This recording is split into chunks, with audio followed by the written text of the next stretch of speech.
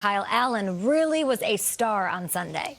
Absolutely. What's going on there, Kay and guys? Well, the Panthers wiping out any lingering uncertainty of who will start under center Sunday against the Texans by making the announcement way sooner than anyone anticipated. Carolina is sticking with Kyle Allen. Head coach Ron Rivera saying Cam Newton needs time to rest his foot so he's 100% when he's ready. Rivera adding that there's no timetable for Newton's return.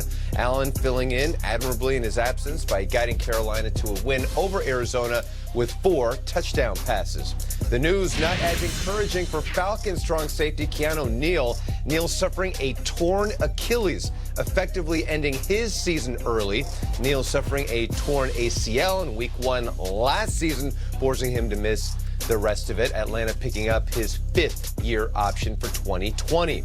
The outlook much more encouraging in New England for wide receiver Julian Edelman, who is dealing with a rib injury. Initial x-rays came back negative.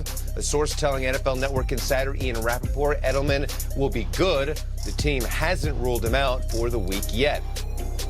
Kicking woes have been a recurring theme for the Bucs in recent years. Kicker Matt Gay missing a 34-yard field goal as time melted away in the loss to the Giants, despite also missing an extra point and having another extra point blocked. Head coach Bruce Arians says Gay isn't going anywhere. Since 2009, the Bucs have had 11 different kickers. The Chargers know the feeling because they've blown through the same amount of kickers as well. So Kay and guys, kicking, of course, is at a premium. But Kay, 11 kickers in that span. It's a lot. That is wild. We didn't mention yet this week that Adam Vinatieri rebounded after a slow start to the season. So maybe that'll fix the karma and juju at the kicking position for the future Hall of Famer. Will, we love you. We'll talk to you in a bit, but we got to go because it's time for this morning's wake-up call presented by Verizon.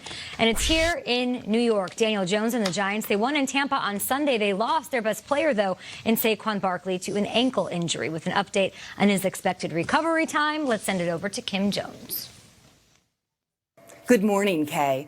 Let's talk for a moment about the New York Giants' week so far. On Sunday, they win a great game, a come-from-behind win, led by their rookie quarterback, Daniel Jones. On Monday, they learn officially that Saquon Barkley is out with a high ankle sprain. He's expected to miss between 4 and 6 weeks. So what do the Giants do without Barkley? Pat Shurmur said on his conference call Monday that it's a shame to lose him, that everyone knows what he brings to the team. Indeed, this season he was averaging 6.4 yards per carry. But now it's Daniel Jones's time. As you guys know, he's already captivated New York and the headline writers in this town. He'll get his second start and his first start at home on Sunday against the Redskins. One thing Pat Shurmur said about Daniel, his preparation is the key to the success he had on Sunday. Clearly, the New York Giants are excited about what he'll do next. Kim, we appreciate you. An exciting but complicated time for the New York Giants. No Saquon Barkley, he's out. It's time for believe it or not. Here's why looking at the draft the way you look at it, Peter, the context of it is so important because, as you recall, the Giants took a lot of heat for taking Saquon Barkley #2 overall and not taking Sam Darnold at that spot. Then they draft Daniel Jones at 6th overall. They keep Eli, and now here we are. Believe it or not, the Giants are better off with Daniel Jones than Sam Darnold, which could have happened. That's a great question, Kay. I'm not going to go up with the Microsoft Surface as we usually do. Instead, I'm just going to show a headline. This is the man that Giants fans didn't know they needed, and he's here. This is the most intoxicated I've seen a fan base since maybe the Super Bowl years for the Giants. I'm going to say yes, and because Daniel Jones seems to personify the Giants fan base. Sam Darnold is a whole other beast. He's a great player in college. Daniel Jones is unheralded. He played on a bad college team. He was criticized. He was mocked. You talking about me? That's the Giants fan, and that's what Daniel Jones is. I have not seen Giants fans in this much of a frenzy in over a decade. So, yes, Sam Darnold might go on to be the next Joe Montana, but if you were to ask any Giants fan after Sunday who they'd rather have right now, it is Daniel Jones. And if you go back 3 weeks and ask that, it might have been a different answer. That was their most exciting win in years, you were saying. It really was. Yeah? I'm going to say no. No? I lost my Surface, but I'm going to say no. I'm going to say no. Here, give me the no, okay? There you go. There's a crazy thing going on right now where there's a lot of hype for a lot of young guys who have played one game. Sam Darnold won his first game on the road and looked really, really good, just like Daniel Jones did. And Peter, I feel like Sam Darnold would fit in really well with the New York Giants. He has very little to say. He's all about ball. The only thing non-Giants has done is the whole mono thing, which is very strange, but let's just be easy for a second with the Daniel Jones. We think he's going to be a 5-time Super Bowl winner. I'm pumping the brakes on all of them. I'm going to be the huge buzzkill for Kyle Allen and for Daniel Jones and Gardner Minshew. Darnold is really good. We'll get him right and see what he can do. All right, I'm going to say yes, because there's a new DJ at the party. He's working the ones and twos. Okay. And by ones and twos, I don't mean turntables. I'm talking about he was playing with the ones and the twos. He had Saquon Barkley and then lost Saquon Barkley. Just given the context of this game, it's not that the Bucs are the best team. It's the fact that Jameis Winston played his best game this year and looked amazing and had these guys down early. And then Saquon goes down, not to mention Golden Tate hasn't showed up yet because of his suspension. He went out there and he willed this team on his back. So I'm going to say yes for all of those reasons. Sam Darnold hasn't had too many big wins. He had 4 wins last year.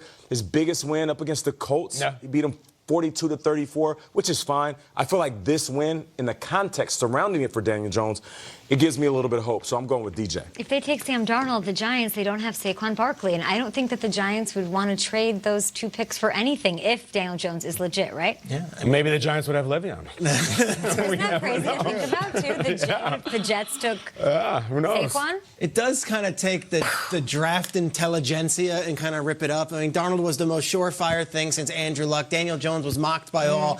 And here we are 3 weeks into the season, and we're already putting them in the same breath. And 2 of us out of the 3 are saying, I'd rather have Daniel. Okay. I will say I probably owe Gettleman an apology even before we see the second start let's for see how Gettleman, it because goes. I was not into Saquon. I was scratching my head about DJ as well. I know we've pulled up some stuff that you pulled up about Daniel Jones, telling everyone to shut up about criticizing. Yeah, but I criticized him as well, though. Yeah. You know, He played Wild. one game. One game against Tampa. Come on. Is your first career start a Grumpy-old liar? Yeah, maybe. It might be okay. Speaking of new faces under center, Panthers quarterback Kyle Allen threw for 261 yards, 4 touchdowns against the Cardinals week 3 in place of Cam Newton, who's injured, and there's no timetable for him to return. Believe it or not, the Panthers have a bit of a quarterback controversy, a brewing here heading into week 4. I'll say yes, 100%. I was hanging out with a Carolina Panthers fan yesterday, and we were talking Panthers QBs. And I said, you know what, man? Kyle Allen played well, and we have to have the conversation. He said, don't say it. Don't you say it, Nate. I said, what do you mean? You don't think we have to address the fact that Kyle Allen played well enough to where we have to start talking about the future of the quarterback position for the Panthers? He said, I'm not ready to let go of Cam. Here's the thing. Cam Newton at the top of his game, healthy. Kyle Allen right now can't hold his jock. But the fact that the Panthers quarterback, Cam Newton, has been banged up for so long, and you can surround this young dude with talent because he's making crumbs. It's the model of the Seahawks when they won, Carson Wentz and the Eagles when they won with Foles, Pat Mahomes and what they're doing right now in Kansas City. All I'm saying, you have to think about it. How much Cam is making, how much he's been injured, and how much you can surround Kyle Allen with because he's not making much right now. I'll go yes as well. The fact we're even talking about it means there's a controversy, that this is a topic at 7 a.m. on our morning show on Tuesday. Kyle Allen looked great, and you know who else looked great? Curtis Samuel looked great. DJ Moore looked great. Christian McCaffrey. The offensive line suddenly wasn't the worst thing ever. They were protecting him. Like, sometimes you look in the mirror and you say, maybe he's just not right. And if Cam is just not right, Kyle Allen might be Mr. Right. I'm going to say yes. And I don't have a timetable for Cam Newton, and I'm not necessarily certain there is necessarily a timetable on him that we need him to get back. Let Kyle Allen ride this thing a little bit. He saved the season on Sunday. I'm going to say, oi. Oi. Peter, you think the draft is weird? How about the fact that we're having a conversation about an undrafted quarterback taking the job of maybe the most gifted athlete in the entire NFL because he beat the Arizona Cardinals? And I think it might be right. Guys, we've been waiting for Cam for 2 months, 3 years, 5 years. Kyle Allen just came in throwing touchdown passes. Looks like a natural. Now, it was the Arizona Cardinals, maybe the worst team in defense last year in the whole league. But it looked really good out of nowhere, and Cam has 1 year left on his deal after this. This could have big ramifications. That's why if I'm Ron Rivera, I say, oi.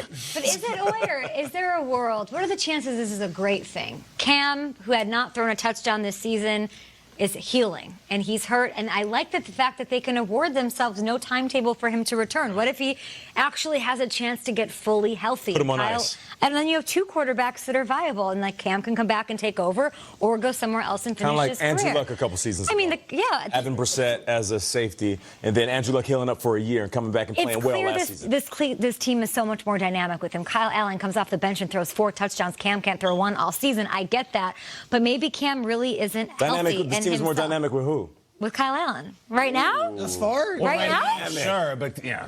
Curtis, I negative rushing yards in the year, Nate. Yeah. No, the reason I like that statement because it's bold, because we used to describe this offense with Cam Newton like that. This team is dynamic with Cam because Cam is dynamic. I just find it. We're all saying the same thing, guys. I'm not disagreeing with you. They're not winning with Cam.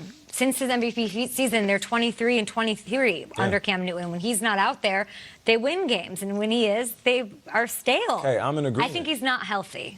Now, the fascinating dynamic is if Cam comes back next year and is totally healthy, is Cam Newton going to be in a quarterback competition? Is he going to be standing in the backup? It's hard to envision. I say you ride with Kyle Allen for your future and build around him. It's nice to be able to not rush. I mean that. It's nice to be able to not rush somebody back. Let Cam hit the reset somewhere else. They can do with Ron Rivera. All right, the Eagles. Nate's all in on Kyle Allen after one game against the Cardinals? Are you crazy? Pay him crumbs, build around him. What? Okay, the Eagles have a huge game on Thursdays. Injuries, penalties, all sorts of stuff that they need to figure out. Are fans getting worried about this receiving corps? Yeah.